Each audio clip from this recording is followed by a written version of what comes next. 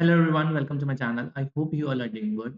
तो कैसे हैं आप लोग? आशा करता हूँ ठीक होंगे और अपनी सेहत का बहुत अच्छे से ध्यान रख रहे होंगे। We have already done the two parts of sure short series where we have completed electrochemistry as well as chemical kinetics. Today is the third part where we will do most probable questions of solution. ये part हमारा सारे जो best questions हैं solutions के वो सारे cover कर लेगा एक ही लेक्चर के अंदर। इसके बाद आपको कोई भी क्वेश्चन करने की ज़रूरत नहीं है। बस थ्योरी रिवाइज़ करो और एंड ये वाले को लेक्चर को देखो, सब कुछ डन है। आशा करता हूँ आप लोग इस लेक्चर को ढंग से अटेंड करेंगे और एक्टिवली पार्टिसिपेट भी करेंगे सेशन के अंदर और रिस्पॉन्स करेंगे। और ये इसी वजह से ये लेक्चर जो होगा एक डायलॉग बनेगा, मोनोलॉग नहीं। वरना लेक्चर मोनोटोनस हो जाता है और बोरिंग हो जाता है, देखने का मन नहीं करता। तो एक्टिवली पार्टिसिपेट करो, जो मैं पूछूँ उसका आंसर दो और आपको ये लेक्चर आपके लिए बहुत फ्रूटफुल रहेगा। चलिए स्टार्ट करते हैं। स्टार्ट करने से पहले जिसने भी टेलीग्राम ग्रुप जॉइन नहीं किया है, वो टेलीग्राम ग्रुप जॉइन कर सकता है। यहाँ आपको पीडीएफ मिल जाएगी सेशन की, ओके? तो टेलीग्राम ग्रुप का मैं आपको लिंक दे देता हूँ। ये देखो, ये है टेलीग्राम ग्रुप का QR code. You can scan this QR code and join the Telegram group. यहाँ पर आपको लेक्चर की सारी पीडीएफ मिलती हैं and this is the WhatsApp channel. यहाँ भी आपको सारे अपडेट्स मिल जाते हैं। बाकी ये सारे सोशल मीडिया हैंडल्स हैं, you can join them as well. Okay, I am waiting for 10-15 seconds, after that we will start. Okay, just मैं मैसेज पुट कर जो है ग्रुप पर डाल देता हूँ ताकि जिन्होंने भी मैसेज नहीं देखा है, वो भी क्लास जॉइन कर लें। आप भी शेयर कर दीजिए अपने ग्रुप्स में और चैनल पर नए हो तो चैनल को सब्सक्राइब कर दो, बेल आइकन को हिट कर दो ताकि आपके पास 30 मिनट पहले नोटिफ़िकेशन आ जाए और आपकी कोई भी क्लास मिस ना हो। ओके, मेरे सेटअप में कुछ फ़ॉल्ट आ गया है इलेक्ट्रिसिटी का, इस वजह से क्लास दूसरी जगह शिफ्ट करी है। तो अगर आपको बैकग्राउंड नॉइज़ आए तो प्लीज़ इस सेशन के लिए बेयर कर लेना। Apologies for the same. Inconvenience causes regretted. ये आपकी क्लास ना रुके इसी वजह से मैं यहाँ से क्लास ले रहा हूँ, वरना आज क्लास का था नहीं। फ़ॉल्ट आ गया है, पूरी इलेक्ट्रिसिटी उड़ गई है। तो प्लीज़ आज के लिए बेयर कर लें, है ना? पहला क्वेश्चन आपकी स्क्रीन पर ये रहा। एप्लीकेशन ऑफ हेनरीज़ लॉ है। हेनरीज़ लॉ तो सबने पढ़ा था, लेकिन हेनरीज़ लॉ जो है P is equal to KH into chi B, ये अगर लिखने से काम नहीं चलेगा। एग्ज़ामिनर इसकी एप्लीकेशंस पूछता है, ये लिखने से काम नहीं चलता। एग्ज़ामिनर इसकी एप्लीकेशंस पूछता है, जिसमें कि आपके बेंड्स के बारे में आता है, कि बेंड्स पेनफुल बेंड्स आते हैं स्कूबा डाइवर्स को सी में अंदर जाने से, उस पर एक क्वेश्चन आता है। या फिर क्वेश्चन सोडा बॉटल पर आता है, कि सोडा बॉटल को ओपन किया जाता है तो वो फिज़ की साउंड से ओपन होती है, उसका क्वेश्चन आता है। एप्लीकेशन ऑफ हेनरीज़ लॉ वो भी है। और मैं आपको बताऊँ तो और भी क्वेश्चन आते हैं। हाई ऑल्टीट्यूड्स पर जाते हैं तो उससे रिलेटेड भी क्वेश्चन आते हैं। साँस लेने में दिक्कत होती है, ये सब करके भी क्वेश्चन आते हैं। तो इसकी एप्लीकेशन भी इम्पोर्टेंट है। उसी पर मैं एक क्वेश्चन लाया हूँ। आपको केएच दे रखा है, हेनरीज़ लॉ कांस्टेंट दे रखा है। 4 अलग-अलग जो है कंपाउंड्स के लिए, एक मीथेन गैस है, एक फॉर्मल्डिहाइड है, एक कार्बन डाइऑक्साइड गैस है और एक आर्गन गैस है। चारों गैसियस स्टेट में है, उनके लिए हेनरीज़ लॉ कांस्टेंट दे रखा है। हमें इनकी सॉल्युबिलिटी के ऑर्डर में लगाना है। तो मुझे बताओ आंसर, मैं 10 सेकंड्स रुकता हूँ, उसके बाद मैं बताऊँ। हिंट मैं आपको दे देता हूँ कि सॉल्युबिलिटी के लिए ये देखा जाता है कि जितना ज़्यादा हेनरीज़ लॉ कांस्टेंट होगा, उतनी सॉल्युबिलिटी घट जाएगी। इनवर्सली प्रोपोर्शनल होती है सॉल्युबिलिटी हेनरीज़ लॉ कांस्टेंट, ठीक है? क्यों? क्योंकि केएच की वैल्यू क्या आएगी? अगर केएच की वैल्यू देखें तो केएच की वैल्यू आएगी क्या? ये होगी पी अपॉन आईबी। प्रेशर तो कांस्टेंट है क्योंकि इसमें प्रेशर वेरी नहीं कर रहे हैं। तो अगर कांस्टेंट प्रेशर पर देखें तो केएच जो है काईबी के इनवर्सली प्रोपोर्शनल है, यानी मोल फ्रैक्शन के इनवर्सली प्रोपोर्शनल है। यानी डिसॉल्व्ड कितना होगा उसके इनवर्सली प्रोपोर्शनल है। तो अगर डिसॉल्व्ड के इनवर्सली प्रोपोर्शनल है मतलब सॉल्युबिलिटी के इनवर्सली प्रोपोर्शनल है। तो जिसका हेनरीज़ लॉ कांस्टेंट ज़्यादा उसकी सॉल्युबिलिटी सबसे कम। तो सबसे ज़्यादा किसका है? इसका है, ये है सबसे ज़्यादा। तो ये सबसे लीस्ट होगी, आर्गन की सबसे लीस्ट होगी। तो ये गया, ये गया, ये दोनों बचे। आर्गन के बाद उससे ज़्यादा किसकी है? 1.67 है या 1.83 है, यहाँ 0.143 है।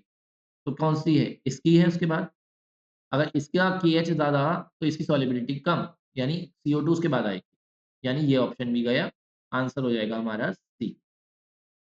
क्यों? क्योंकि इसकी केएच इसका सबसे ज़्यादा केएच इसका, फिर उसके बाद इसका, फिर उसके बाद हमारा इसका CH4 का एंड देन उसके बाद फॉर्मल्डिहाइड का पीएच है। इसी के रिवर्स ऑर्डर में सॉल्युबिलिटी आएगी। तो आंसर को मैं स्पेसिफाई कर देता हूँ, जितना ज़्यादा हेनरीज़ लॉ कांस्टेंट उतनी कम सॉल्युबिलिटी। तो हेनरीज़ लॉ कांस्टेंट आर्गन का सबसे ज़्यादा, इसलिए it's solubility will be least.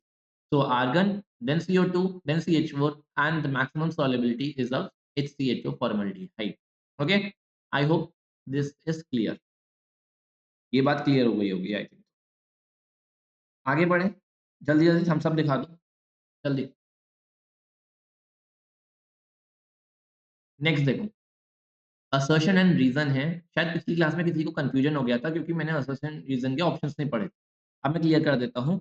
पहला ऑप्शन है दोनों ही सही हैं और करेक्ट एक्सप्लेनेशन है reason.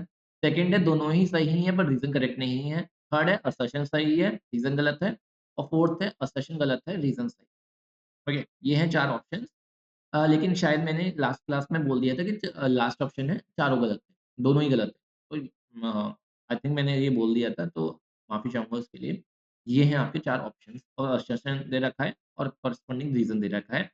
Read it and answer. पहला असर्शन कह रहा है कि मोलारिटी जो है 0.1 नॉर्मल सॉल्यूशन की HCl के 0.1 मोलर होती है। सेकंड ऑप्शन कह रहा है कि नॉर्मैलिटी और मोलारिटी जो होती हैं हमेशा इक्वल होती है। बताओ क्या होगा इसका आंसर बताओ?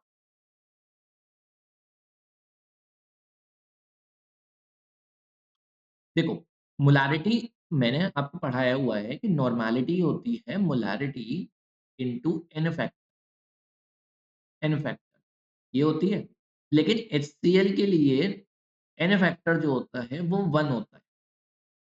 H2SO4 के लिए 2 होता है। ठीक है?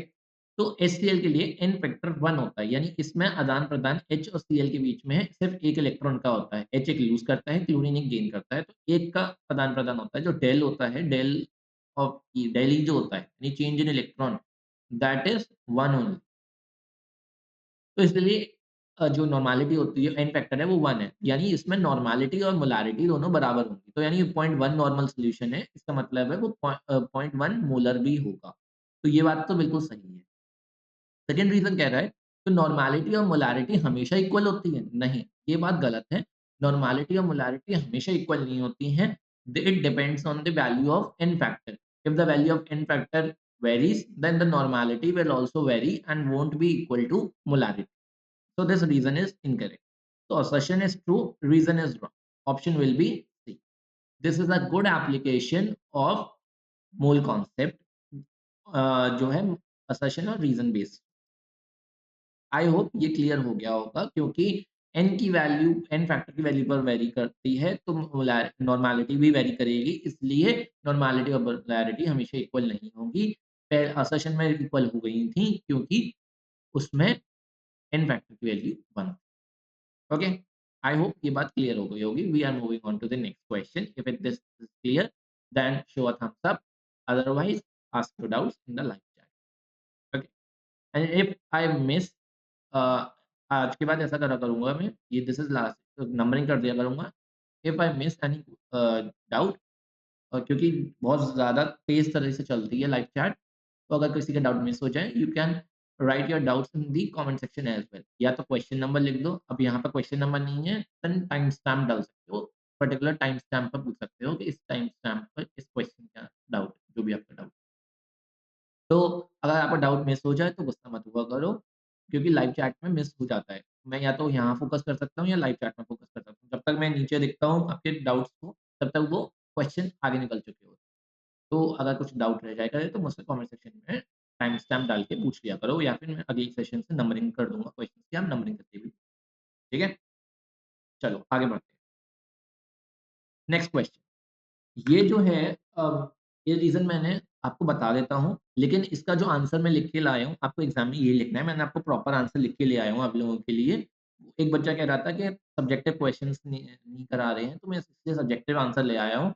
आपको यही आंसर एग्ज़ाम में लिखना है, ठीक है? तो छाप देना से सोडा बॉटल को रूम टेम्परेचर पे रखते हैं तो वो फिज़ की साउंड आती है, क्यों? क्योंकि कार्बन डाइऑक्साइड गैस जो होती है उसके अंदर हाई प्रेशर पर फ़िल्ड होती है। जैसे ही बॉटल का ढक्कन खोलते हैं, तो क्या होता है? प्रेशर रिलीज़ होता है और कार्बन डाइऑक्साइड जो गैस जो होती है वो जो क्या होता है? ज़्यादा से ज़्यादा गैस जो है पानी में डिज़ॉल्व हो जाती है, बॉटल का ढक्कन खोला और उसकी वज़ह से ये फ़िज़ी साउंड देती है। एफर्वेसेंस आती है, आपको भी पता है। ठीक है, कार्बन डाइऑक्साइड गैस को लाइम वाटर में डाल के मिल्की हो जाती है, एफर्वेसेंस देती है ये, पता है ये सब चीज़ें। कार्बोनेट जो होता है सोडा में, जब सोडा होता है हम यहाँ पे हम तीनों सॉल्ट लेते हैं, तो जब उसे पानी में डालते हैं तो क्या होता है? फ़िज़ आती है ना, क्यों आती है फ़िज़? एफर्वेसेंस क्यों होती है? कार्बन डाइऑक्साइड गैस रिलीज़ होती है, उसकी प्रॉपर्टी है फ़िज़ आना। तो जब फ़िज़ क्यों होती है? क्योंकि वो बहुत हाई प्रेशर पर भरी होती है बॉटल के अंदर, जैसे ही ढक्कन खोलते हैं तो वो प्रेशर रिलीज़ होता है, carbon dioxide gas maximum amount of water में डिसॉल्व हो जाती है। इस वजह से आपको सोडा बॉटल के अंदर या कोल्ड ड्रिंक्स बॉटल के अंदर ऐसी फ़िज़ साउंड देखने को मिलती है, ठीक है? ये आपका रीज़न है, पूरा रीज़न लिख के लाएँ। नेक्स्ट देखो, ये भी मैंने आपको क्वेश्चन बोला था कि ये क्वेश्चन भी आता है एप्लीकेशन ऑफ हेनरीज़ लॉ में। ये इसका रीज़न लिखा हुआ है, इसे पढ़ लेना अच्छे से और कोई दिक्कत आए तो पूछ लेना। बात वहीं आ जाती है, हेनरीज़ लॉ की एप्लीकेशन क्या है? हेनरीज़ लॉ कहता है कि प्रेशर जो होता है वो डायरेक्टली प्रोपोर्शनल होता है किसके? अगर टेम्परेचर कांस्टेंट हो तो प्रेशर के किसके डायरेक्टली प्रोपोर्शनल होता है? अमाउंट ऑफ क्या कहते हैं सोल्यूट डिसॉल्व्ड या फिर मोल फ्रैक्शन के डायरेक्टली प्रोपोर्शनल होता है। ठीक है? या तो इसमें यही है कि डीप सी डाइवर्स जो होते हैं, वो जब पानी के अंदर जाते हैं, पानी के अंदर प्रेशर हाई होता है और उस जो उनका सूट होता है, उसमें नाइट्रोजन और ऑक्सीजन दोनों ही होती हैं, जो कि ब्लड में ईज़िली डिसॉल्व नहीं हो पाती, नाइट्रोजन ब्लड के अंदर डिसॉल्व नहीं हो पाती। जब बॉडी के अंदर नाइट्रोजन ज़्यादा से ज़्यादा उनकी बॉडी में नाइट्रोजन जाती है, तो इसकी वजह से क्या होता है, यहाँ पर प्रेशर ज़्यादा हाई होता है, इसकी वजह से नाइट्रोजन भी डिसॉल्व हो जाती है उनकी बॉडी के अंदर और जब वो बाहर आते हैं, अंदर तो प्रेशर ज़्यादा है और बाहर आते हैं पानी से तो प्रेशर बढ़ जाता है। तो एक जगह प्रेशर ज़्यादा है, एक जगह प्रेशर कम है। इसकी वजह से क्या होता है प्रेशर डिफरेंस क्रिएट हो जाता है और नाइट्रोजन जिस तरह से डिसॉल्व हुई थी ब्लड में, अब वो बाहर आना शुरू कर जाती है बॉडी से बबल्स की फॉर्म में ब्लड स्ट्रीम में। इसकी वजह से नर्व्स पर ज़ोर पड़ता है और बॉडी को पेन सहना पड़ता है।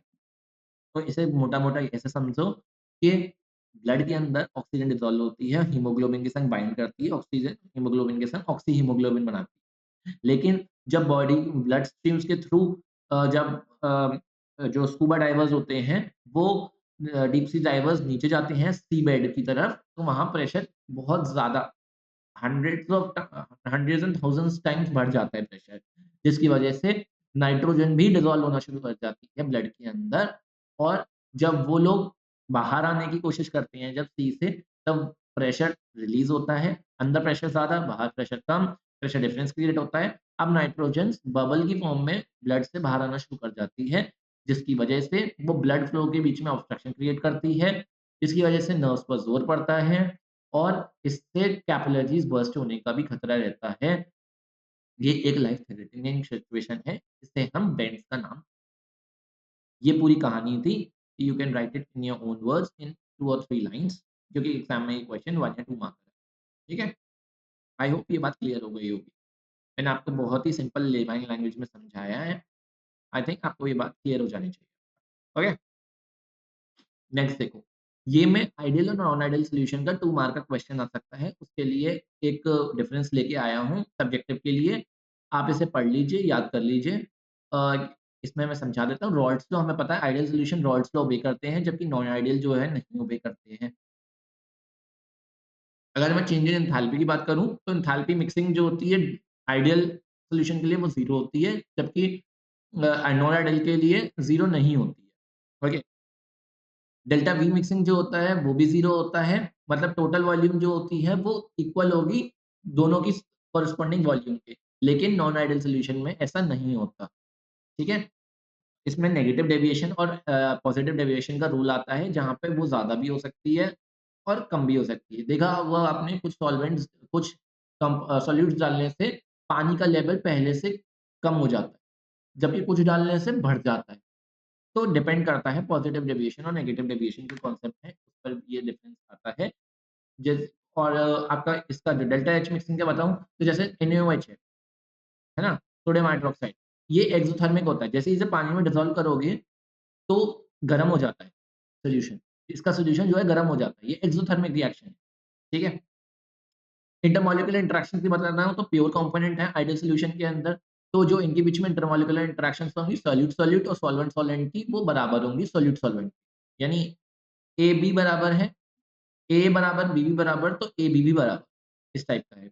लेकिन इसमें प्योर ए और बी तो होते हैं लेकिन क्योंकि ये नॉन आइडियल सॉल्यूशन है तो सॉल्यूट-सॉल्यूट और सॉल्वेंट और जो सॉल्वेंट-सॉल्वेंट इंटरैक्शंस हैं ये बराबर नहीं होती सॉल्यूट-सॉल्वेंट के बराबर नहीं होती। ये या तो ज़्यादा होंगी या तो कम होंगी डिपेंडिंग अपॉन ये सॉल्यूशन हमारा पॉजिटिव डेविएशन शो कर रहा है या नेगेटिव डेविएशन, ठीक है?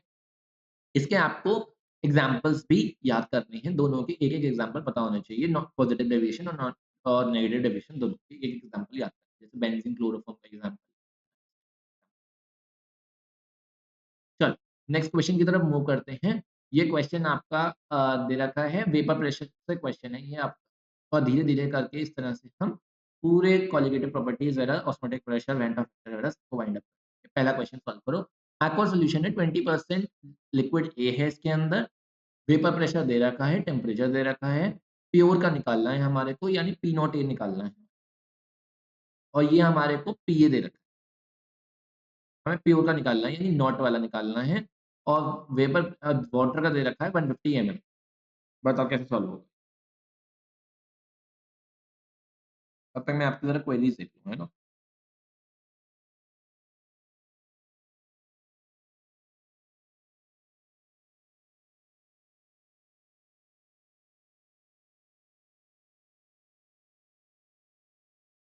हुँ, हुँ, हुँ।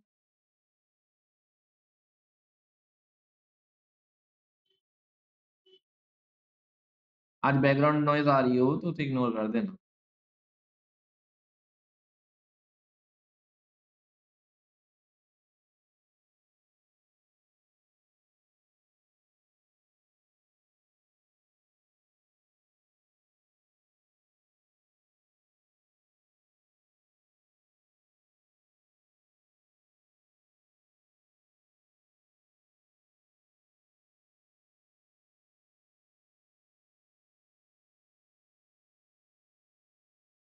हाँ जी, पढ़ लिया क्वेश्चन? ज़रा मैं पढ़ लेता हूँ। In aqueous solution 20% by weight of liquid A has vapor pressure 160 mm. Vapor pressure of pure A that of water दे अच्छा ठीक है वाटर का दे रखा है ना, तो यानी ये हमारे को वेपर प्रेशर सॉल्यूशन का वेपर प्रेशर है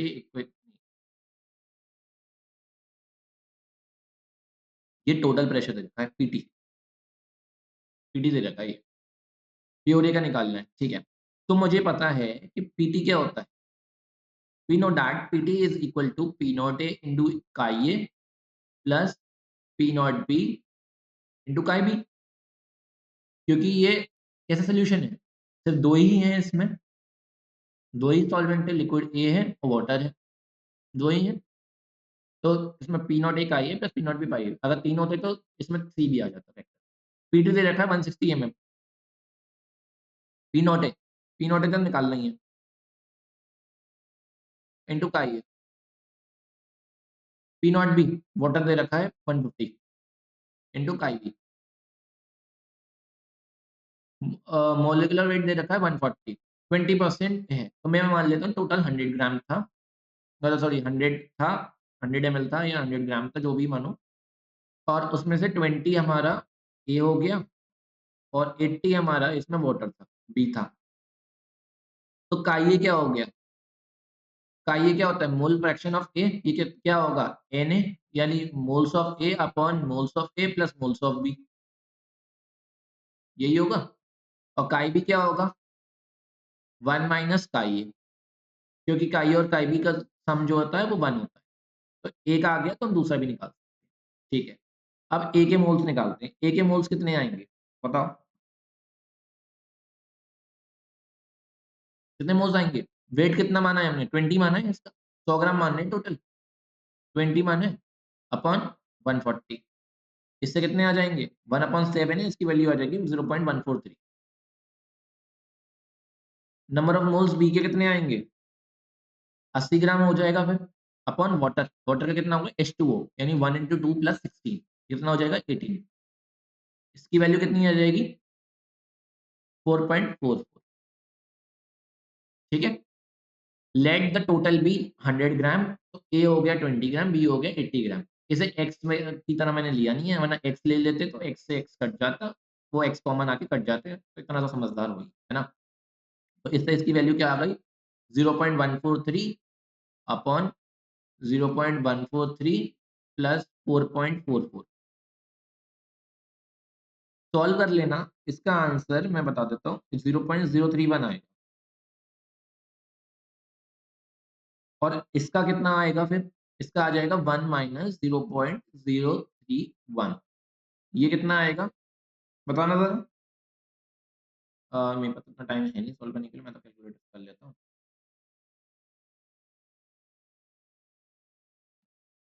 0.969 आ रहा है, 0.969। तो काई ए और काई बी आ गए हमारे पास। बस दोनों की वैल्यू सब्स्टिट्यूट कर दो इसके अंदर। इसके अंदर वैल्यू सब्स्टिट्यूट करेंगे तो क्या हो जाएगा 160 is equal to P naught A, 160 is equal to P naught A into, अरे यहाँ पे काई बी लिख दिया हमने, काई ए है इंटू काई ए कितना है 0.031 प्लस काई बी कितना है 0.969 इंटू 150। सॉल्व कर लेना, इसका जो वैल्यू आएगी वो आ जाएगी 472.58 एम, इतनी वैल्यू आ जाएगी 472.58। एक बार सॉल्व करना, मैंने आंसर अपनी तरफ से क्रॉस चेक नहीं किया है, तो अगर कोई दिक्कत हो आंसर में तो ब्लाइंडली फॉलो करने की जरूरत नहीं है, और हो सकता है गलत भी निकल रहा हो। मेरी तरफ से ये है आंसर। बाकी क्या कहते हैं मुझे एक बार बता देना, अगर ये वैल्यू नहीं आ रही होगी तो मैं एक बार मैं ही सॉल्व करके देखूंगा और आंसर निकाल। ठीक है, वैसे तो सही है आंसर, स्टिल अगर परेशान मत होना अगर क्या कहते हैं वैल्यू नहीं आ रही। ओके, नेक्स्ट आगे मूव करते हैं नेक्स्ट की। 30 ग्राम यूरिया है, 846 ग्राम वाटर है, वेपर प्रेशर निकालना है इफ प्योर वाटर का दे रखा है हमारे। निकालो, इजी क्वेश्चन है, निकालो।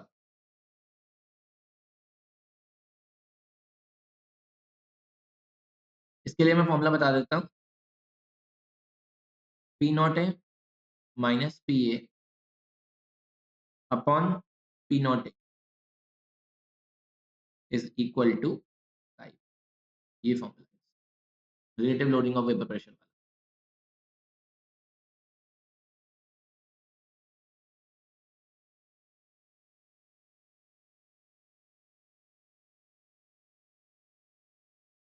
या फिर इसमें हम लोग एक को इग्नोर कर लेते हैं ना नीचे से, वो भी कर सकते हो इसके। पी नॉट है प्योर का कितना है 23.8 माइनस पी ए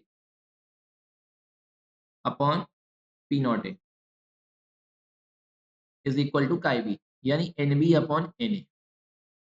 ये भी लिख सकते हो इसे, क्योंकि N B plus N A को हम जो है N B plus N A को हम almost equal to N A लिख देते हैं अगर ये जो वैल्यू होती है वो बहुत छोटी होती है। ठीक है, तो नंबर ऑफ मोल्स जो हैं वो बी के अपॉन नंबर ऑफ मोल्स ए के, यानी ये हो जाएगा 30 अपॉन 60। अरे मोल -1 ऊपर में, 30 अपॉन 60 इंटू एन ए क्या है पानी है ना, पानी का वेट कितना है 846 और ऊपर कितना चला जाएगा 18 पानी का 18। ठीक है, N B plus N A, क्योंकि ये जो वैल्यू है अगर ये छोटी होती है तो हम क्या करते हैं इसे दोनों को एक ही के बराबर ले लेते हैं, तो N B upon N A कर दिया हम लोगों ने। सॉल्व करना, ये 1 और ये 2 टाइम्स गया, ये 2 से 9 बार चला जाएगा, तो ये 9 अपॉन 846 आया। सॉल्व करना, इसका आंसर 0.2532 आया, तो इसका मतलब है 23.8 minus P A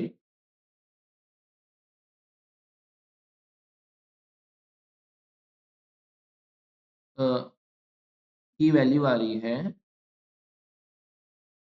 sorry into P naught A, P naught A into this value, ये वैल्यू के मिला के आ रही है 0.2532,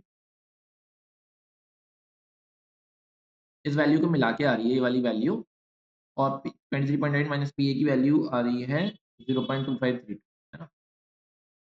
सॉल्व कर लेना इसे, मैं सॉल्व करने में टाइम वेस्ट नहीं कर रहा। और पी ए की वैल्यू आ रही है आपकी 23.55 mmHg, ठीक है। ये वैल्यू आंसर 23.55 mmHg।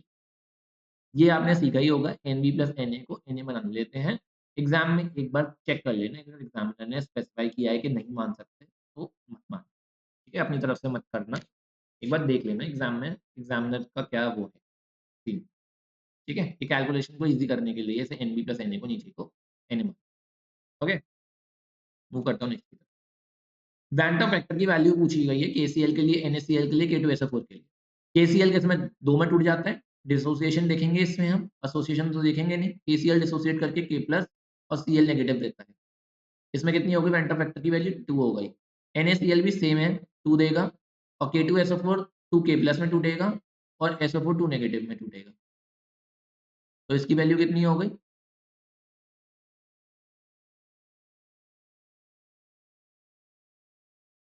3 हो गई इसकी वैल्यू, ठीक है।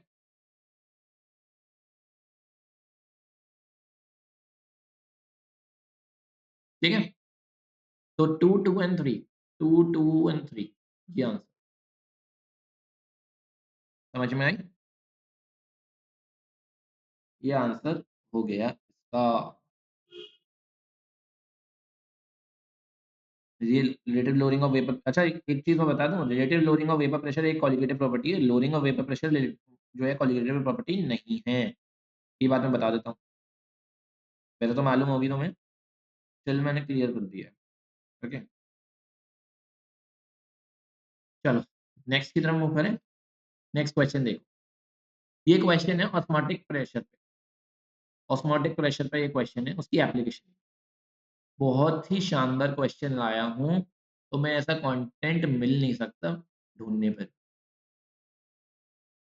इसे वेस्ट मत जाने देना। हर चीज़ की एप्लीकेशन में क्वेश्चन करा रहा हूँ, कोई नहीं करा रहा। मैं तुम्हें बता रहा हूँ, तुम देख लो कोई भी आईसीएससी का, कोई नहीं करा। लास्ट में मेरी तो वजह से दिख नहीं रहा होगा, इट इज़ इसमें लिखा है एप्लाइड ऑन पिस्टन, यहाँ पिस्टन लिखा हुआ है, जो मेरे पीछे छप गया है, छुप गया है ये, यहाँ पे जो मेरे पीछे छुप गया है, यहाँ एप्लाइड के बाद यहाँ पे पिस्टन लिखा हुआ है, मैं लिख देता हूँ। पिस्टन लिखा हुआ है जो मेरे पीछे छुप गया है, पिस्टन लिखा हुआ है यहाँ, ठीक है। कोई नहीं करा रहा है ऐसा क्वेश्चन, कहीं भी देख लेना तुम।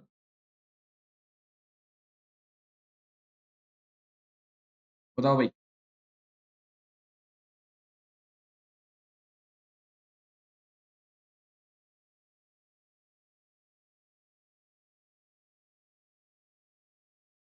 इस फिगर में मेरे को करेक्ट ऑप्शन मार्क करना है। यहाँ पर हमारा एक मेम्ब्रेन लगी हुई है, सेमी परमेबल मेम्ब्रेन, और यहाँ पे पिस्टन ए है, पिस्टन बी है, फ्रेश वाटर है या कॉन्सेंट्रेटेड सोडियम क्लोराइड सॉल्यूशन है वाटर में, यानी कॉन्सेंट्रेशन हाई कॉन्सेंट्रेशन यहाँ पे और यहाँ लो कॉन्सेंट्रेशन। तो इसमें पूछा गया है वाटर कहाँ से मूव करेगा, और इसका रीजन पूछा गया। देखो, water will move from side A to B if the pressure is lower than osmotic pressure. अगर प्रेशर कम होगा तो क्यों मूव करने लगा, गलत बात है। प्रेशर तो ज्यादा होना चाहिए ऑस्मोटिक प्रेशर से, तभी मूव करता है कॉन्सेंट्रेशन।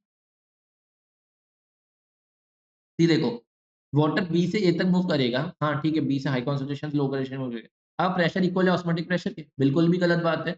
जब प्रेशर इक्वल ही है ऑस्मोटिक प्रेशर के तो वो मूव तो करेगा, लिक्विड इक्विलिब्रियम में रहेगा वो।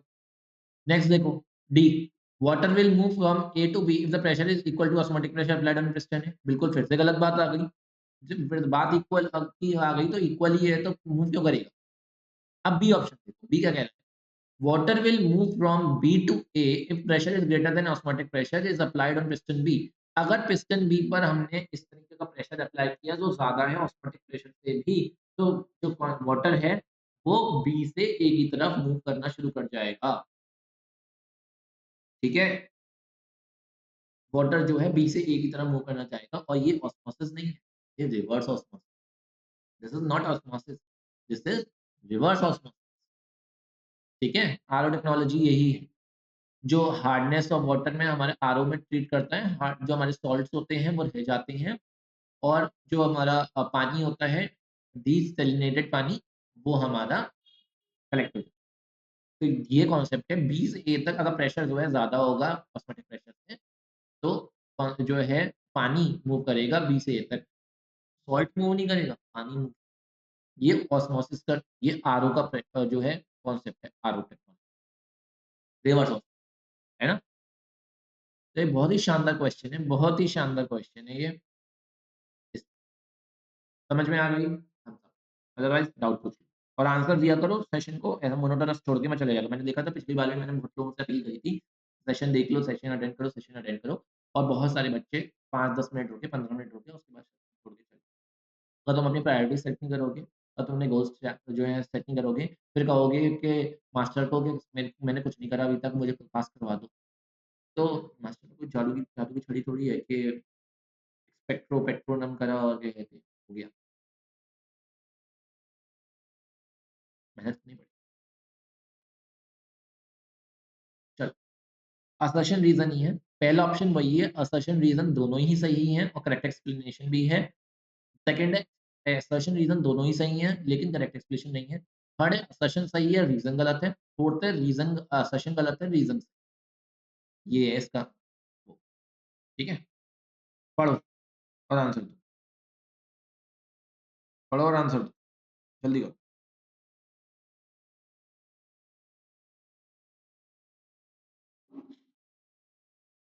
क्वेश्चन कह रहा है कि 0.1 मोलर केसीएल है, इसका ऑस्मोटिक प्रेशर ज़्यादा होगा 0.1 एमएल ग्लूकोज़, सेम टेम्परेचर। देखो पाई की वैल्यू क्या होती है? पाई जो ऑस्मोटिक प्रेशर होता है, वो होता है I N by V into R into T. R gas constant है, सेम रहेगा, टेम्परेचर सेम दिया हुआ है, तो ये दोनों तो सेम रहेंगे, ठीक है जी। उसके बाद मोलर दोनों सेम दे रखे हैं, तो एन बाई वी भी दोनों का सेम है। वैल्यू किस पे डिपेंड करेगी? तीनों ही सेम दे रखे हैं, तो वैल्यू किस पे डिपेंड करेगी? पाई की वैल्यू डिपेंड करेगी आई के ऊपर, यानी वेंटा फैक्टर पे, और वेंटा फैक्टर डिपेंड करता है डिसोसिएशन पे, डिसोसिएशन पे।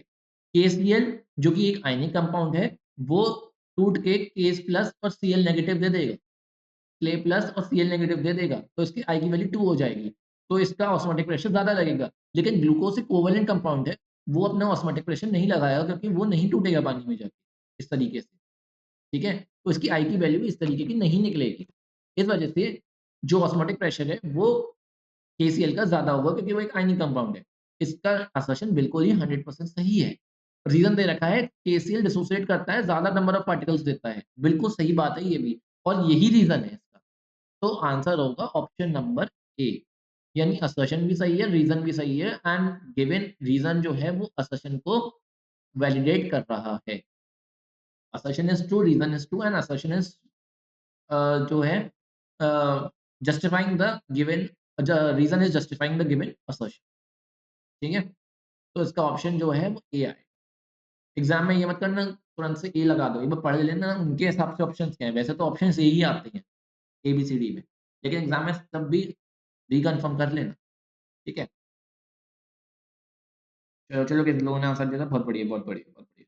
काफ़ी लोगों ने आंसर दिया, बहुत बढ़िया।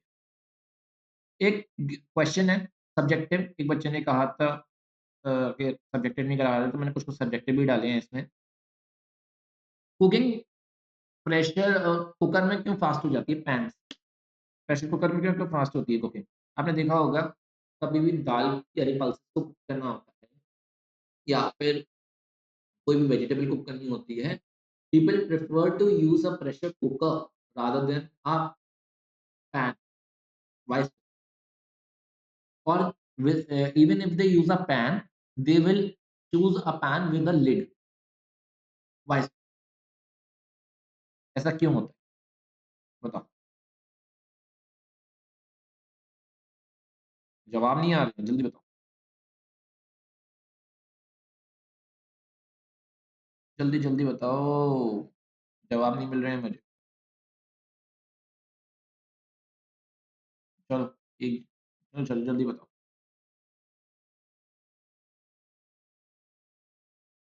अरे भैया, प्रेशर कुकर के अंदर प्रेशर ज़्यादा होता है। अगर प्रेशर ज़्यादा हो जाएगा तो क्या हो जाएगा? प्रेशर ज़्यादा होने से उसका बॉइलिंग पॉइंट बढ़ जाएगा। यानी जो बॉइलिंग उसे पहले ही आ जानी चाहिए थी 80 पे 100 पे, वो अब बॉइलिंग पॉइंट बढ़ जाएगा।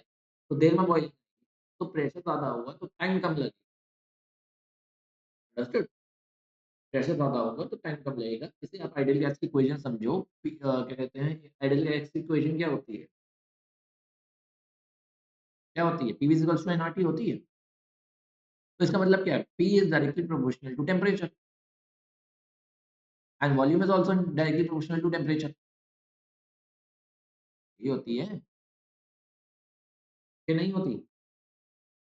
अगर प्रेशर बढ़ेगा तो क्या होगा? बॉइलिंग पॉइंट बढ़ जाएगा। तो बॉइलिंग पॉइंट बढ़ जाएगा तो टेम्परेचर बढ़ जाएगा। जल्दी कुक होगी चीज़ें, ठीक है? तो इट डिपेंड्स ऑन कि प्रेशर ज़्यादा तो बॉइलिंग पॉइंट ज़्यादा हो जाएगा, और बॉइलिंग पॉइंट ज़्यादा तो time less, inversely proportional to time, यानी टाइम लेस।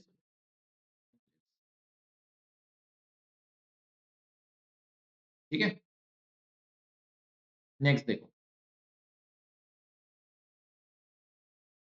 अगला क्वेश्चन जो है वो आपका कॉलिगेटेड प्रॉपर्टी नंबर 2, यानी जो है एब्लियोस्कोपी, उससे है। केबी दे रखा है हमारे को, एक मोलर एक्व सॉल्यूशन दे रखा है ट्राइक्लोरो एसिटिक एसिड का, बॉइलिंग पॉइंट तक हीट किया, सॉल्यूशन का बॉइलिंग पॉइंट दे रखा है, बॉइलिंग पॉइंट दे रखा है, वेंटा फैक्टर की वैल्यू निकाल ली है। यानी मुझे पता है केबी इज इक्वल जो होता है delta T B, that is equal to I K B into M. और मेरे को ये दे रखा है, बॉइलिंग पॉइंट दे रखा है सॉल्यूशन का। बताओ कैसे निकाली?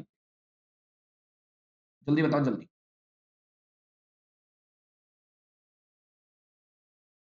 एक्वा सॉल्यूशन है, यानी पानी के अंदर होगा। लेकिन पानी का कितना होता है? 100 डिग्री सेल्सियस। अगर आइडियल पानी होता तो 100 डिग्री सेल्सियस होता, लेकिन उसके अंदर ट्राइक्लोरो एसिटिक एसिड है, तो 100.18 डिग्री सेल्सियस हो गई। तो यानी डेल्टा टीबी की वैल्यू कितनी होगी? 0.18। 0.18 हो गई। किसके बराबर है? आई। निकालना है केबी 0.512 इंटू एम। एम कितना है? 1। आई की वैल्यू कितनी आ जाएगी? 0.18 अपॉन 0.512। सॉल्व कर लेना, आंसर 0.35 के बराबर आएगा। ठीक है, 0.35 के अराउंड आएगा। अब ये एक और चीज देखो, इससे हमें एक चीज पता चली, आई की वैल्यू लेस देन 1 है। आइए, इसका मतलब है ये एसोसिएशन करेगा, डिसोसिएशन नहीं। एग्जामिनर इसमें एक बी पार्ट दे सकता था, एसोसिएशन और डिसोसिएशन पे। इससे मैं ये आई की वैल्यू लेस देन 1 है, इसका मतलब ये एसोसिएशन करेगा, डिसोसिएशन नहीं। और करता भी CH3COH जो एसिडिक एसिड है, ये करता भी क्या कहते हैं? एसोसिएशन है। ओ ओ हाँ, डिसोसिएशन थोड़ी करता है ये। इस तरीके से देखा नहीं है इसका? इस तरीके से किस तरह से करता है ये? इसका OH, फिर ये जो होता है इसका डबल बॉन्ड O का एसोसिएशन इस तरीके से होता है। अभी तो बन समझ गए ना? हाँ जी, समझ में आ गई? इसमें यूनिट का ध्यान रखना, केवी की वैल्यू केल्विन केजी पर मोल होती है, इसे लर्न कर लेना इस यूनिट। एग्जामिनर इस यूनिट पर खेलेगा, इसे लर्न कर लेना इसके। और पानी का याद रखना, 0.512 होता है केबी और 0.86 होता है केएफ। ये वैल्यू याद होनी चाहिए दोनों। ठीक है? एग्जामिनर नहीं दे तो तुम क्लेम नहीं कर सकते कि एग्जामिनर ने दिया नहीं। पानी का याद।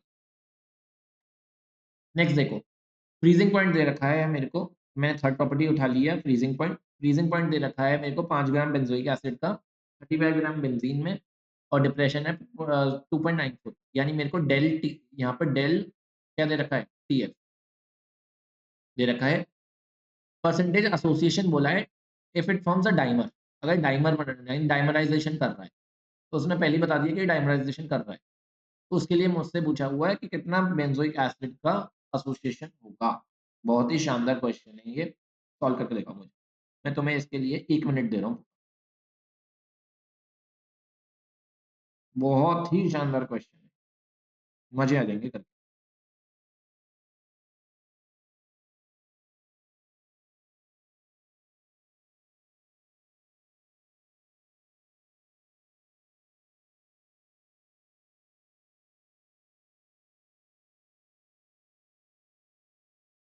करो जल्दी सॉल्व करो।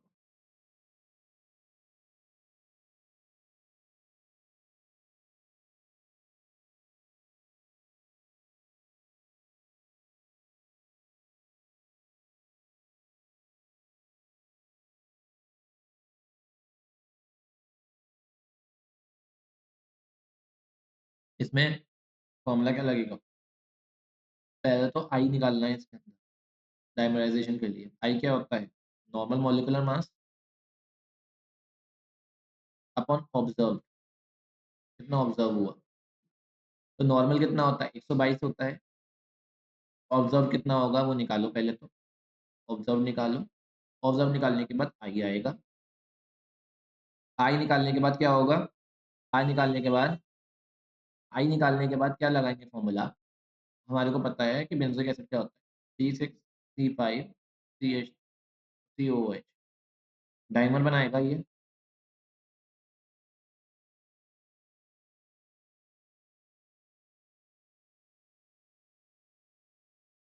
डाइमर बनाएगा। डाइमर बनाने के लिए अब हमारे पास m की वैल्यू कितनी है? 2 है, क्योंकि वो पता है हमें डाइमराइजेशन कर रहा है। तो मैंने पढ़ाया था कि वैल्यू क्या होती है अल्फा की, I-1/1/m-, ये वैल्यू होती है, मैंने पढ़ाई हुई है। किसके केस में? एसोसिएशन के केस में। ये वैल्यू होती है अल्फा। तो अल्फा की वैल्यू क्या आ जाएगी? I-1/1/1/m, और m की वैल्यू कितनी रखी है? 2 -1। इससे अल्फा आ जाएगा। और अल्फा को हम परसेंटेज निकालने के लिए क्या करेंगे? Alpha into 100। तो इससे हमारे को परसेंटेज आ जाएगी, कितने परसेंट। इससे हमारे को परसेंटेज आ। तो देखो, अब हमारे को निकालना क्या रह गया? अब निकालना है हमारे को observed molecular mass. Observed molecular mass निकालने के लिए डेल्टा टीएफ कितना दे रखा है? 2.94 इज इक्वल टू आई, यानी आई तो रहने दो, अभी तो आई निकालना है तो आइडियली मानते हैं 1 है, तभी निकाल पाएंगे ना। तो के एफ 4.9 इंटू एम। एम कितना है? तो 5 ग्राम डिजोल्व हो रहा है। 5 है इसका, कितने में डिजोल्व हो रहा है? 35 ग्राम बेंजीन इसमें डिजोल्व हो रहा है, और इसका इंटू 1000। और इसका हमें नहीं मालूम कि क्या होगा ऑब्जर्व, एम ऑब्जर्व, ये हमें नहीं मालूम। 122 तो आइडियली होता है ना, हमें निकालना है। सॉल्व करेंगे। एम ऑब्जर्व की वैल्यू क्या हो जाएगी? एम ऑब्जर्व की वैल्यू आ जाएगी 2.94 इंटू 30। अरे,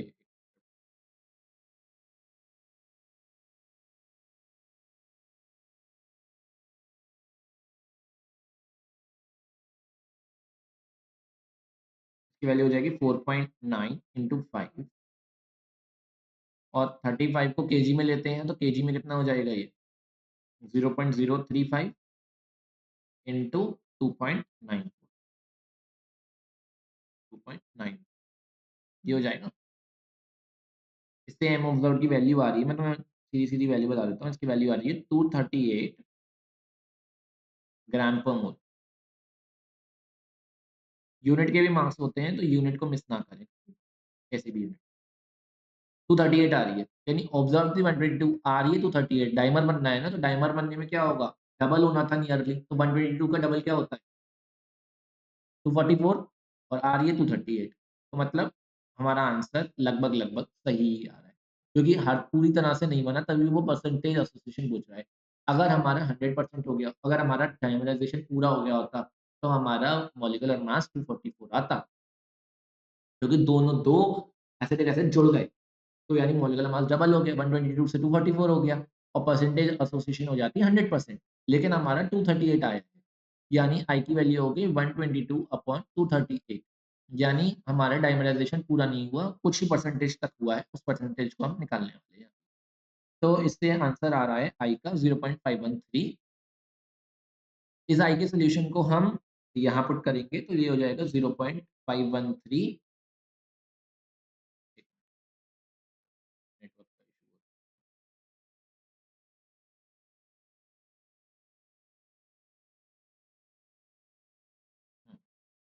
इशू 0.513 माइनस 1, सॉल्व कर लेना इसे, है ना, डिवाइडेड बाय 1.2 माइनस 1 यानी माइनस 0.5, इससे डिवाइड करना और आंसर निकालना। आंसर मेरे अकॉर्डिंग आएगा इसका 0.974 और इंटू 100 से मल्टीप्लाई करके 97.4% इसका परसेंटेज क्या कहते हैं इसे, एसोसिएशन आ रहा है। यानी ये जो है वो 100% डाइमराइज नहीं करी है, बल्कि 97.4% डाइमराइज किया है। अगर 100% कर दिया होता तो हमारा मॉलिक्यूलर वेट जो आता वो कितना आता, वो आता 244 ना कि 230। आई होप ये बात क्लियर। बहुत अच्छा क्वेश्चन है, मतलब ये मान लो कि इस क्वेश्चन को आपको 2 से 3 बार रिवाइज़ करना है अच्छे से। ये पूरा आपको कॉन्सेप्ट क्लियर कर देगा डायमेराइज़ेशन, ठीक है? एसोसिएशन का पूरा कॉन्सेप्ट क्लियर होता है इससे। ओके, चलिए आगे बढ़ते हैं नेक्स्ट क्वेश्चन की तरफ। मेरी तरफ से क्वेश्चन मोस्ट इंपोर्टेंट में आएगा। नेक्स्ट देखो,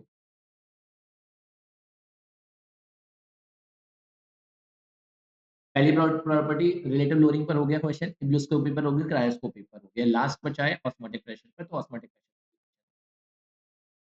सॉल्यूशन में 1.9 ग्राम पर एमएल पर 100 ml केसीएल दे रखा है। आइसोटोनिक है इस वाली यूरिया की। डिग्री ऑफ डिसोसिएशन केसीएल की निकालनी है। ये भी एक बहुत शानदार क्वेश्चन है ऑस्मोटिक प्रेशर पे।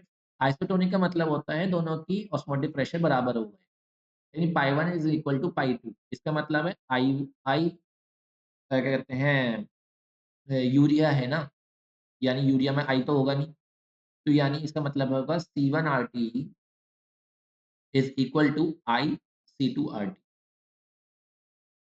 where this is for urea and this is for KCl। क्योंकि यूरिया के अंदर तो आई की वैल्यू आएगी ही नहीं, क्योंकि यूरिया तो आयनिक है, ठीक है, डिसोसिएट होगा नहीं यूरिया तो इस तरीके से। तो सी की वैल्यू दे रखी है मेरे को, आरटी तो और आरटी तो कैंसल आउट हो जाएगा।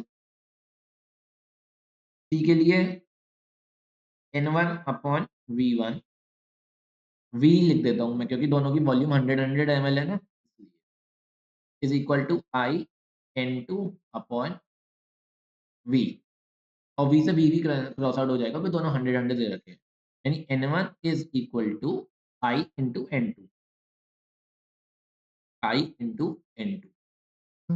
अगेन एक मिनट, अगेन जो है इसके अंदर आई की जो वैल्यू है आइडियली कितनी होनी चाहिए थी, केसीएल के लिए डिसोसिएट करके आई की वैल्यू हम 2 ले लेते आइडियली तो। लेकिन इसके अंदर क्या बोल रहा है, डिग्री ऑफ डिसोसिएशन मांगी केसीएल की, क्योंकि ये आइसोटोनिक है तो यानी आई की वैल्यू हमारा आंसर। अब इसमें देखो, मैं आंसर को गेस करना बताता हूँ।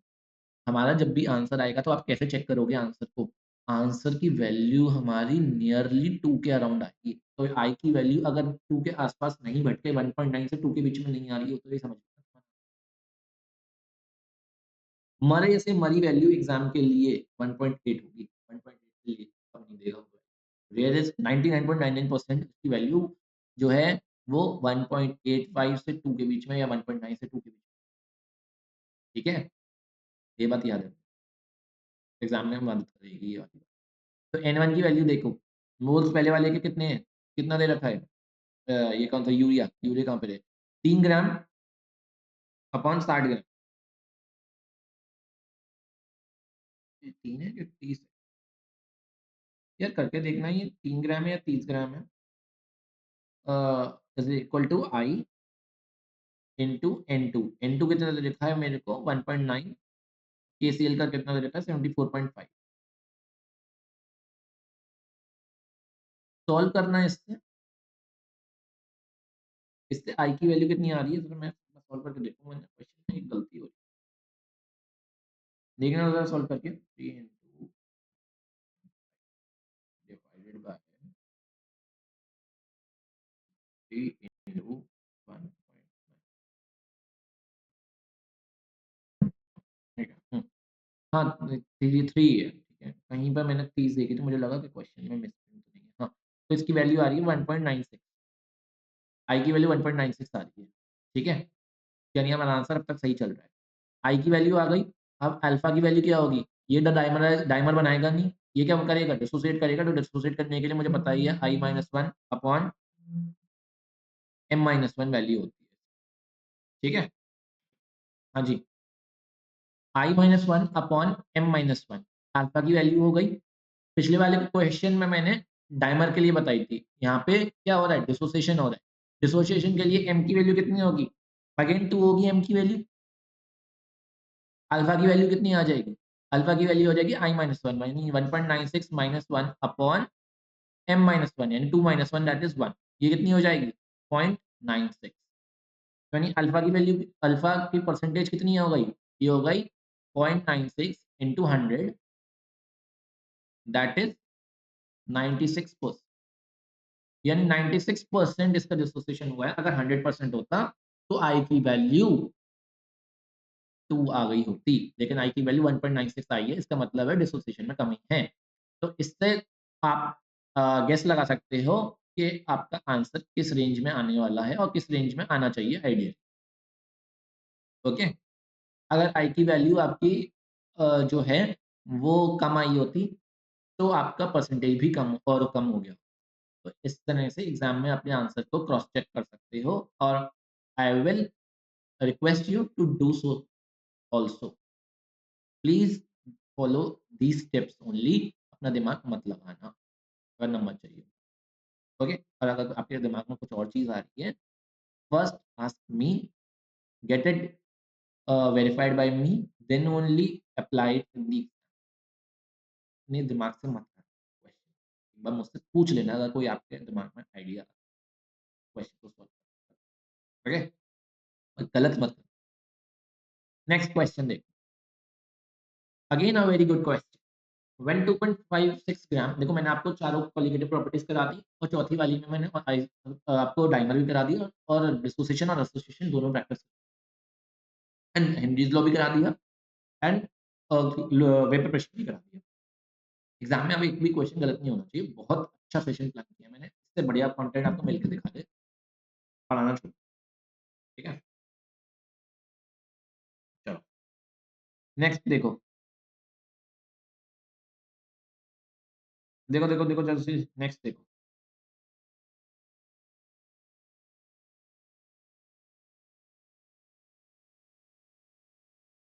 करो सॉल्व जल्दी करो।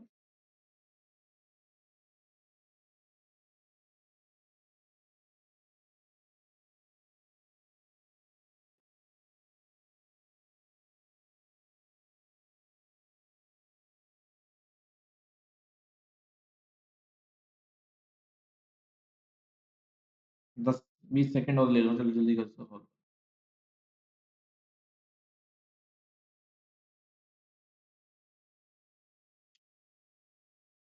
हाँ जी, व्हेन 2.56 ग्राम सल्फर डिसॉल्व किया गया 100 ग्राम CS2 में कार्बन डाइसल्फाइड में, फ्रीजिंग पॉइंट जितने से लोअर हो गया, सल्फर का फॉर्मूला बताना है। वैसे तो मैं आपको एक चीज बता दूं, एक्स की वैल्यू 8 आनी चाहिए, क्योंकि सल्फर जो है वो ऐसे एग्जिस्ट करता है एसिड के फॉर्म में, क्राउन सल्फर, क्राउन शेप होती है सल्फर की, एसिड टाइप में क्राउन शेप में एग्जिस्ट करता है। तो आइडियली एक्स 8 आना चाहिए, मुझे नहीं पता कितना है लेकिन आना चाहिए। ठीक है, तो देखो 2.56 ग्राम सल्फर है, फ्रीजिंग पॉइंट लोअर हो गया, यानी डेल्टा टीएफ दे रखा है 0. ये दे रखा है मेरे को डेल्टा टीएफ, और आई कितना है? आई दे रखा है मेरे को कितना दे रखा है आई? आई का तो कोई रोल नहीं है, कार्बन डाइसल्फाइड है, इज इक्वल टू के, के एफ कितना दे रखा है? 3.83 इंटू एम। एम देखो 2.56 अपॉन इसका एम इंटू सॉल्वेंट का वेट 100 इंटू 1000। आई का तो उसमें कोई रोल ही नहीं, ठीक है? तो m की वैल्यू कितनी हो जाएगी? इससे ये 10 ये गया 2 बार, m की वैल्यू आ जाएगी 3.83 इंटू 2.56 इंटू 10 अपॉन 0.383। 0.383 से 3.83 कितने टाइम्स चला जाएगा? 10 टाइम चला जाएगा। और 10 इंटू 10 100, 100 इंटू 2.56 इज 256। m की वैल्यू कितनी आ रही है? 256 ग्राम पर मोल। एंड m होता क्या है? m किसके बराबर होता है? m बराबर होता है किसके? x इंटू एक सल्फर कितना होता है? 32। यानी x की वैल्यू कितनी हो जाएगी? 256 अपॉन 32, 8 टाइम्स चला जाएगा। यानी x की वैल्यू आ गई 8, यानी फॉर्मूला हो गया s। ओके, ये एक और एप्लीकेशन है, ठीक है? चलो नेक्स्ट क्वेश्चन देखो।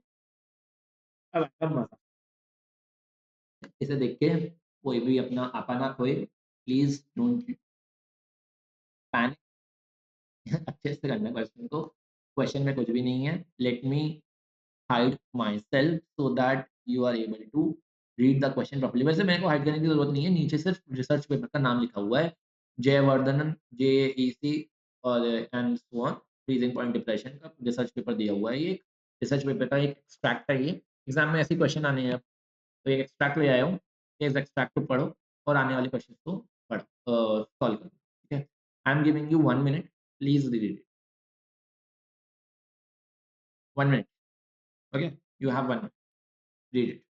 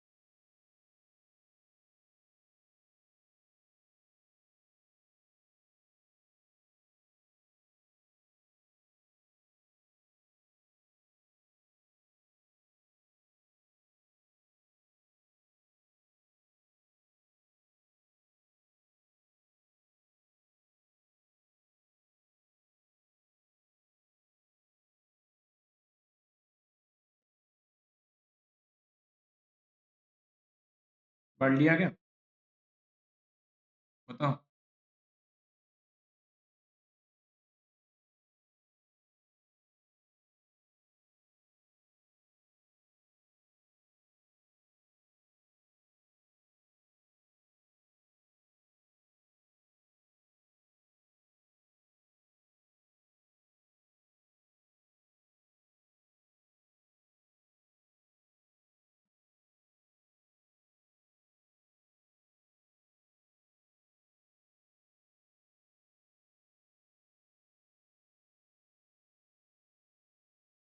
शुरू करें क्वेश्चंस का काम? एक बार बता दो मुझे, शुरू करें तो बता देना। देखो मैं भी पढ़ता हूँ साथ साथ। क्वेश्चन कह रहा है बॉइलिंग पॉइंट या फ्रीजिंग पॉइंट जो होता है लिक्विड का, वो अफेक्ट होता है डिजॉल्व सॉलिड से। मुझे पता ही है, ये हमारा सिंपल सी बात होती है। सॉल्युबल सॉलिड जो होता है उसका, उसके बॉइलिंग पॉइंट को रेज करने से डिप्रेशन डिप्रेशन से उसके फ्रीजिंग पॉइंट में इफेक्ट पड़ता है।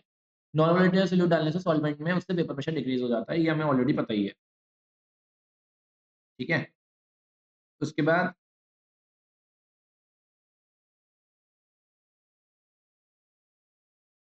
उसके बाद वो क्या बोल रहा है, रिसर्च कहती है कि फ्रीजिंग पॉइंट का जो डिप्रेशन होता है वो डायरेक्टली कोरिलेटेड होता है कंसंट्रेशन ऑफ सॉल्यूट से। ये हमें डेफिनेशन बताई है हमारी आई इंटू के बी इंटू एम और आई इंटू के एफ इंटू एम। फिनोमेना को फ्रीजिंग पॉइंट डिप्रेशन कहते हैं और इसके बहुत सारे एप्लीकेशंस होते हैं। फ्रीजिंग कंसंट्रेशन एक high quality liquid cool concentration method होती है। कूलिंग क्रिस्टल्स को क्लीन करके फ्रीजिंग पॉइंट डिप्रेशन एक क्वालिटेटिव प्रॉपर्टी है और प्रोपोर्शनल होती है मोलर कंसंट्रेशन ऑफ सॉल्यूट की along with vapour pressure lowering. Physical characteristics हैं ये की आइडेंटिटी ऑफ सॉल्वेंट पे डिपेंड करती है, कंसंट्रेशन पे डिपेंड करती है। ये आपका कॉम्बिनेशन पैसेज टाइप का है ये। सारे आंसर्स आपके इसी में छुपे हुए हैं। चलो सॉल्व करते हैं इस क्वेश्चन, ठीक है? पढ़ लिया? चलो अब सॉल्व करते हैं क्वेश्चन। पहला नंबर क्वेश्चन क्या कह रहा है? जब एक नॉन वोलेटाइल सॉल्यूट को प्योर वाटर में डाला जाता है तो क्या होगा? वो 100 से ऊपर बॉयल करेगा और 0 से नीचे फ्रीज़ करेगा या बिलो 100 बॉयल कर जाएगा और फ्रीज़ करेगा अबव 0 या बॉयल करेगा अबव 100 और फ्रीज़ करेगा बिलो 0 या फिर बॉयल करेगा बिलो 100 और फ्रीज़ करेगा बिलो 0। क्या होगा आंसर? जब मैं बता देता हूँ, जब नॉन वोलेटाइल सॉल्यूट को वोलेटाइल सॉल्वेंट में डाला जाता है तो वेपर प्रेशर डिक्रीज़ कर जाता है, ठीक है? और ये हमारी वो है कि इससे हमारा एलिवेशन इन बॉइलिंग पॉइंट हो जाता है और डिप्रेशन इन फ्रीजिंग पॉइंट हो जाता है। डिप्रेशन इन फ्रीजिंग पॉइंट हो जाता है। ये याद रखना, ठीक है? इसके बेसिस पर आंसर दो।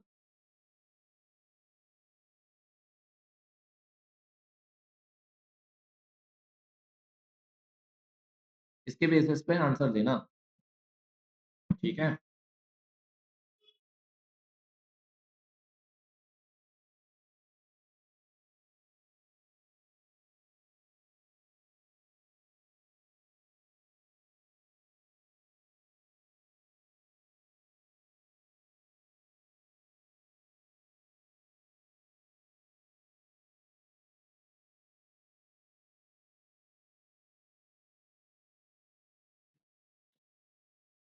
हाँ जी, जब नॉन वोलेटाइल सॉल्यूट को प्योर वाटर में डाला जाता है तो क्या होता है? एलिवेशन इन बॉइलिंग पॉइंट यानी बॉयल करेगा अबव 100 यानी ये गलत, ये गलत।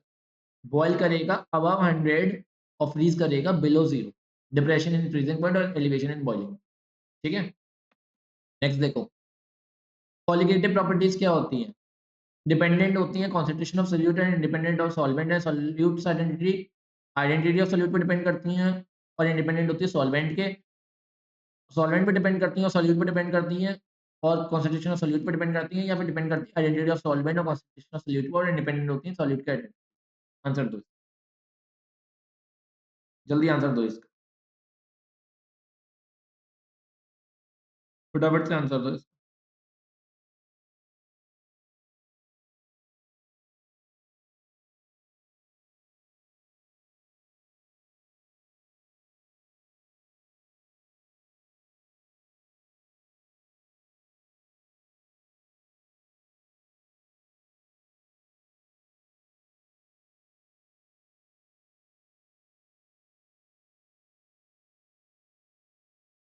जल्दी बताओ।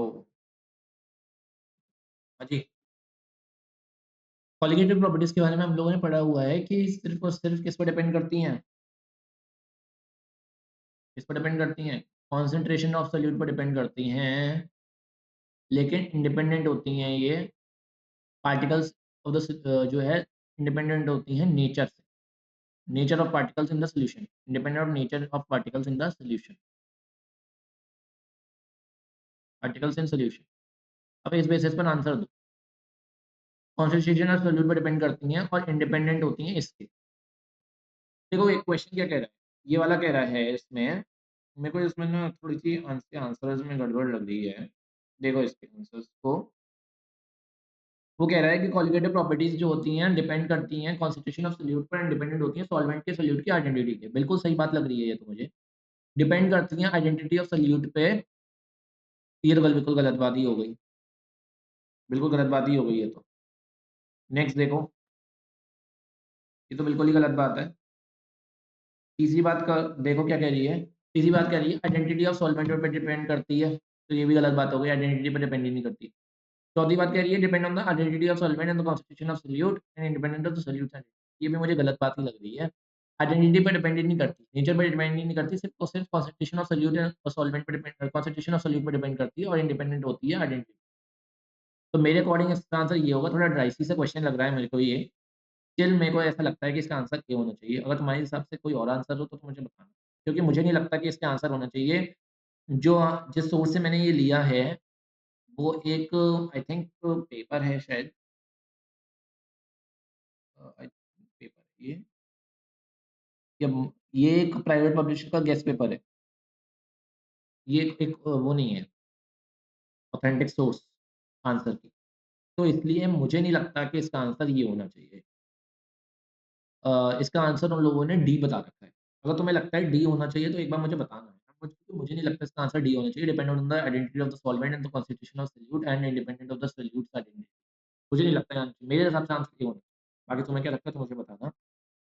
आज का सेशन तो इस टाइप का ही था, और इसके 1-2 क्वेश्चन्स और हैं। सोच रहा हूँ तुम्हें होमवर्क में दूँ या 2, चलो 2 करा ही लेता हूँ। होमवर्क में क्या दूँगा? देखो 3 सैंपल्स हैं जूस के, ग्लूकोज़ ही है इनके अंदर, तो आई का फैक्टर तो खत्म हो गया।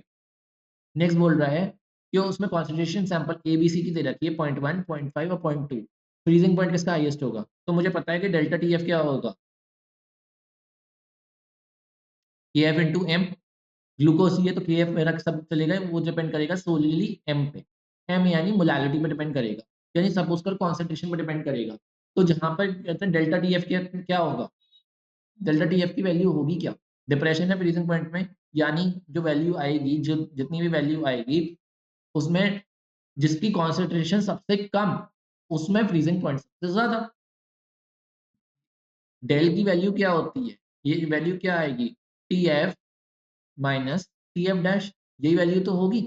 क्योंकि ये वाला टीएफ जो होगा वो बड़ा होगा टीएफ डैश से, क्योंकि फ्रीजिंग पॉइंट तो घट गया ना। तो T F minus T F dash will be equal to M, यानी जो फ्रीजिंग पॉइंट हाईएस्ट क्या होगा? फ्रीजिंग पॉइंट क्या होगा उसका? टीएफ डैश क्या होगा? टीएफ डैश होगा T F minus M. T F minus M.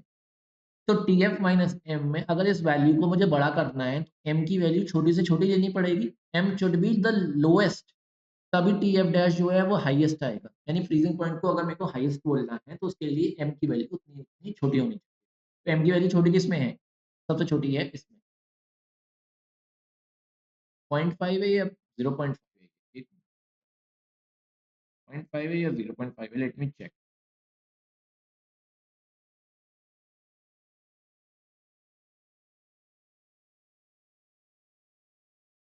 0.5 ही है, ठीक है। तो 0.1 है, 0.5 है और 0.2 है। सबसे कम किसमें कॉन्सेंट्रेशन है? ए की। तो यानी जूस ए में कॉन्सेंट्रेशन सबसे कम है, तो यानी इसमें फ्रीजिंग पॉइंट सबसे ज़्यादा। टीएफ माइनस एम में एम की वैल्यू लोएस्ट, उतना ही फ्रीजिंग पॉइंट सबसे हाईएस्ट। ठीक है? लास्ट क्वेश्चन है ये आज के लिए। इसमें बतानी कोलिगेटिव प्रॉपर्टी क्या होती है? Freezing point, boiling point, osmotic pressure या फिर ऑल होती है? कौन सी कोलिगेटिव प्रॉपर्टीज होती है ये बतानी है। बताओ जल्दी। कौन सी कोलिगेटिव प्रॉपर्टी होती है इसमें?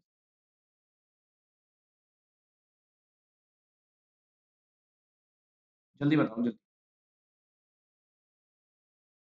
फ्रीजिंग पॉइंट भी नहीं होती, बॉइलिंग पॉइंट भी नहीं होती, ऑस्मोटिक प्रेशर होती है, ऑल ऑफ द अबव भी नहीं होगा। ऑस्मोटिक प्रेशर आंसर होगा, क्योंकि depression in freezing point, elevation in boiling point colligative property होती हैं। फ्रीजिंग पॉइंट और बॉइलिंग पॉइंट अकेले नहीं। इसी तरह से अगर यहाँ पे वेपर प्रेशर दे रखा होता है, लोअरिंग ऑफ वेपर प्रेशर, वो भी कोलिगेटिव प्रॉपर्टी नहीं है। Relative lowering of vapour pressure एक कोलिगेटिव प्रॉपर्टी है, याद रखना। और ऑस्मोटिक प्रेशर अपने आप में ही कोलिगेटिव। इसी तरह इससे हमने अपना सेशन खत्म कर लिया। सेशन पसंद आया हो तो लाइक करना, शेयर करना दोस्तों के साथ, और चैनल पर नए हो तो चैनल को सब्सक्राइब कर लेना। ये क्यूआर कोड है, इस पर आपको जो है इस सेशन की और बाकी सेशन की पीडीएफ मिल जाएगी। ये व्हाट्सएप चैनल है अपडेट्स के लिए। बाकी सोशल मीडिया हैंडल्स हैं, उन्हें फॉलो कर सकते हो। ये यूट्यूब का चैनल है, इस बेल आइकन को हिट कर लो ताकि 30 मिनट पहले आपको नोटिफिकेशन आ जाएगा लेक्चर का, कोई भी लेक्चर मिस।